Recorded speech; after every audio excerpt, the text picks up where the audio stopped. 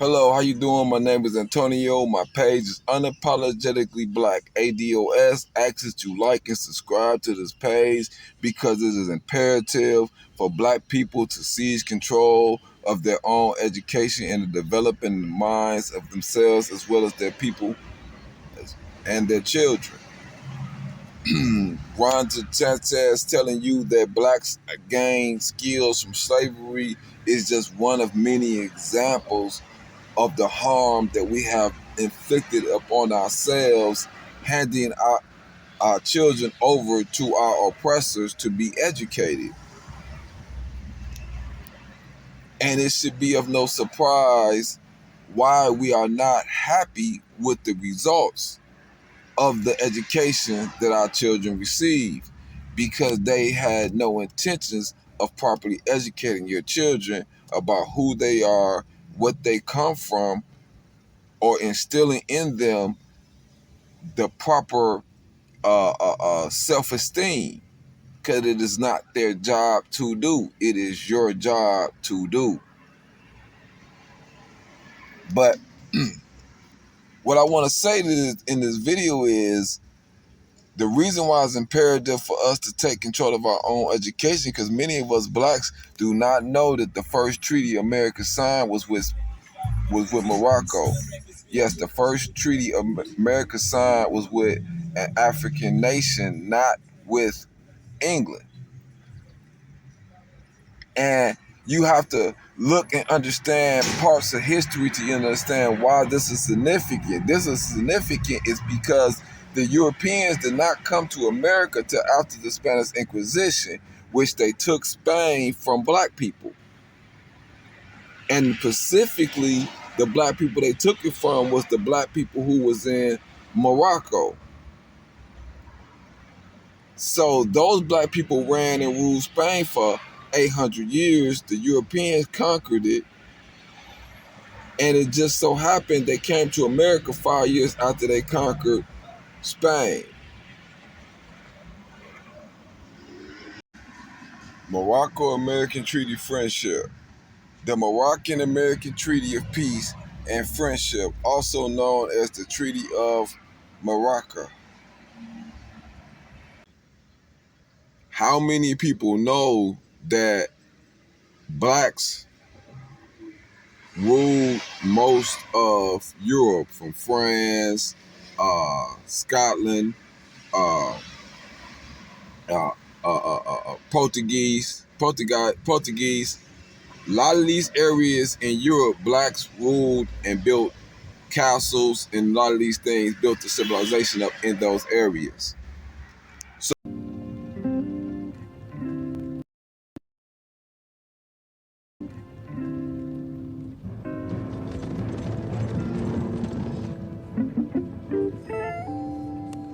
how did your uneducated kind ever take Jerusalem?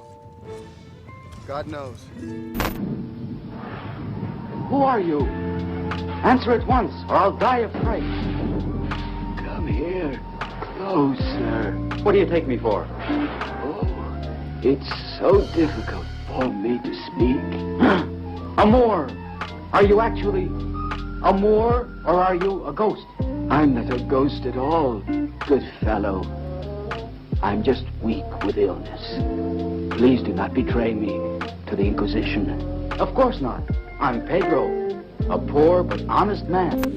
No, if you don't believe... Which flowed only in the cities of the Moors. The surgeons and doctors of Andalusia were in the van of science. Women were encouraged to devote themselves to serious study, and the lady doctors were not unknown among the people of Cordova.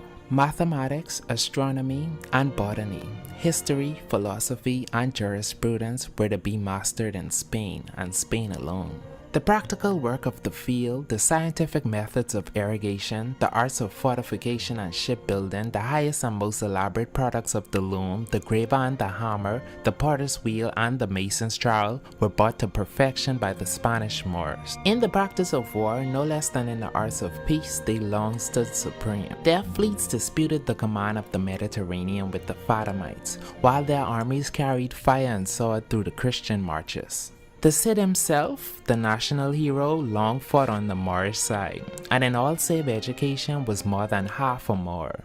Whatsoever makes a kingdom great and prosperous, whatsoever tends to refinement and civilization, was found in Muslim Spain.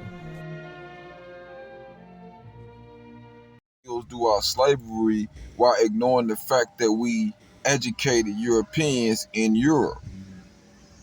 See, they want to teach you gain skills in slavery when the truth is you came here with skills. When the truth is you took skills to Europe.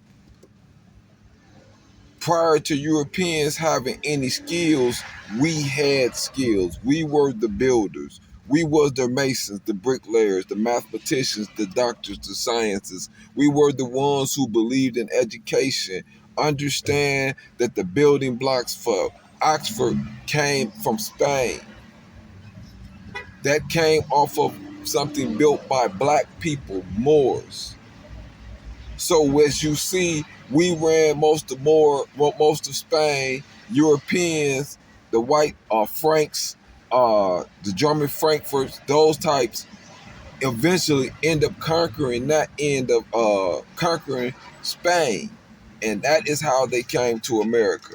Tariq and his army landed on an isthmus between an escarpment, then called Mons Calpe, and the continent of Europe. Tariq ibn Ziyad and the Saracens would engage in battle with the Visigoth kingdom in the Battle of Guadalete. From this battle, they would emerge victorious. After overrunning most of the Iberian Peninsula, the Moors pushed on through France, where they were repulsed with heavy losses at the Porters by the Franks under the command of Charles Martel, the grandfather of Charlemagne. After this significant setback, they retired into Spain and there laid the foundation of a new civilization. The country was immeasurably enriched by their labors. They, for instance, introduced the silk industry into Spain. In the fields of agriculture, they were highly skilled and introduced rice, sugarcane, dates, ginger, cotton, lemons, and strawberries into the country. The Spanish city of Cordova in the 10th century was very much like a modern city. Its streets were well paved and there was raised sidewalks for pedestrians. At night, one could walk for 10 miles by the light of the lamps, flanked by an uninterrupted extent of buildings. This was hundreds of years before there was paved streets in Paris, France, or street lamps in London, England. The population of Cordova was over 1 million.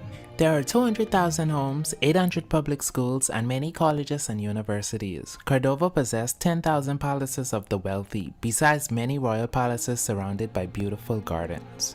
There were even 5,000 mills in Cordova, at a time when there was not even one in the rest of Europe.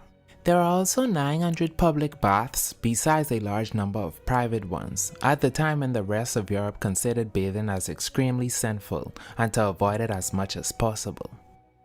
Cordova was also graced by a system of over 4,000 public markets. The Great Mosque of Cordova, another grand structure, had a scarlet and gold roof with 1,000 columns of porphyry and marble. It was lit by more than 200 silver chandeliers containing more than 1,000 silver lamps burning perfume oil.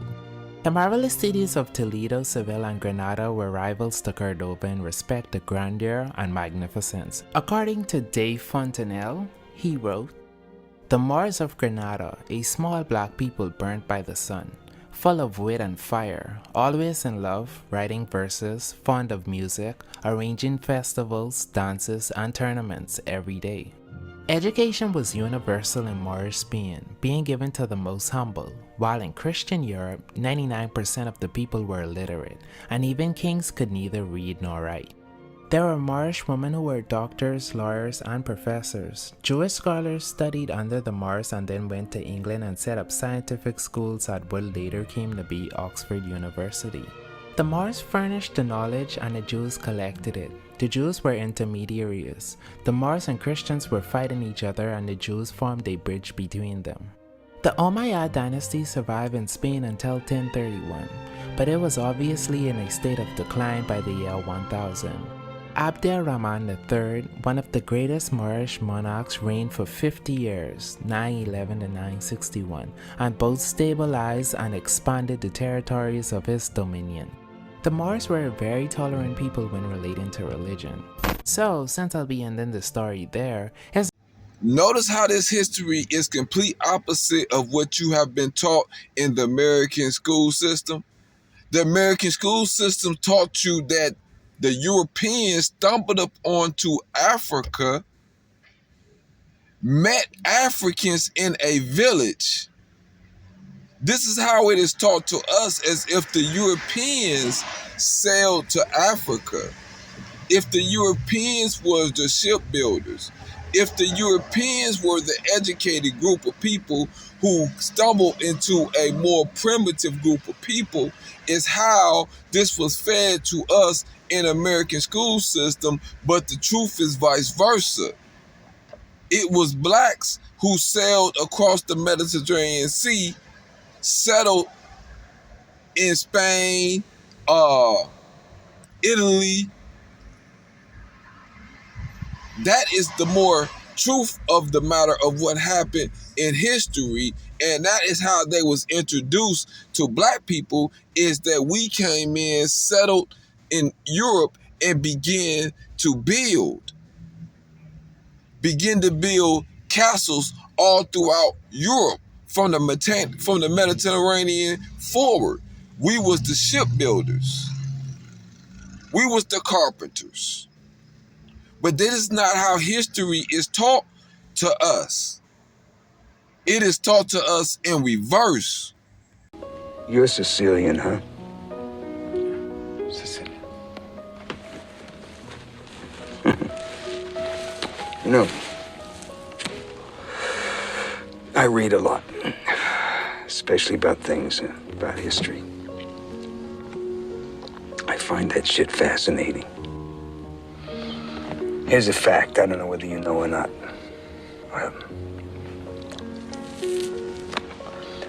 Sicilians were spawned by niggers. Come again? No, it's a fact, yeah. You see, Sicilians have black blood pumping through their hearts. And no, if you don't believe me, you can look it up. Hundreds and hundreds of years ago, you see, the Moors conquered Sicily. And the Moors are niggers. So you see, way back then, Sicilians were like wops from northern Italy. They all had blonde hair and blue eyes. But, well, then the Moors moved in there and, well, they changed the whole country. They did so much fucking with Sicilian women, huh? That they changed the whole bloodline forever. That's why blonde hair and blue eyes became black hair and dark skin. You know, it's absolutely amazing to me to think that to this day, hundreds of years later,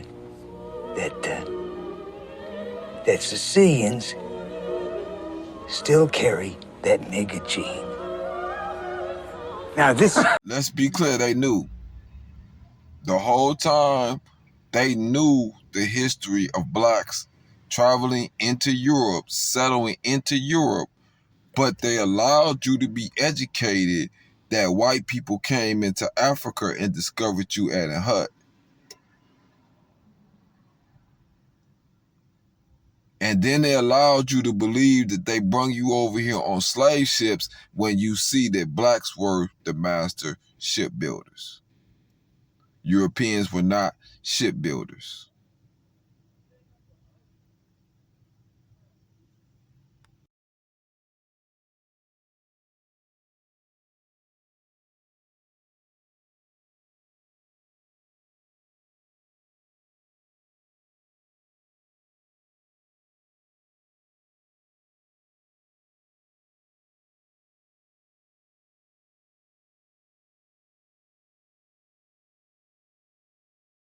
Dalmarvids were no joke. But I guess there was some truth to what he was saying, because as the Moors in Spain got comfortable, the whites began to reclaim their land. In 1236, Cordoba fell to the whites, then followed Valencia and Seville. Over time, the Moorish territories kept dwindling. The Moors, who were about 70,000 strong, remained in control of Granada. This was now the only place blocking Queen Isabella's visions of a unified Spain. So with that being said, the eradication of the Moors in Granada had to be done. With the help of Italy and the Catholic Church, the city of Granada was besieged for a year until it finally surrendered. It was on January 1st, 1492 when Isabella and Ferdinand took the keys of the palace of Alhambra and ousted the Moorish ruler who was known as Bu Abdul. 250,000 Muslims fell victim to expulsion in 1609, and by 1619 the Moors were all gone. Most of them found refuge in North and West Africa, and some fell victim to slavery and were sent to different parts of the world. The inheritors of Ferdinand and Isabel's kingdom moved out the property of the Moorish mosques and castles and built cathedrals instead. When you take the totality of this information that was hidden from us as a people, and then you begin to look at the fact that the first treaty America signed was with Morocco, and you see clear in history that we was the shipbuilders, and they did not come to America till after they took over Spain and moved into the homes and the castles that black people built, lied about that history, lied about your existence there in Europe, lied about how they came into contact with blacks. So why would it be far-fetched for them to have lied about the transatlantic slave trade in order to steal your indigenous legacy to America? I'm not just making this claim out the blue. The fact that the first treaty America signed was with Morocco, and America had just ended a war with England, indicates that Morocco had some type of claims over America.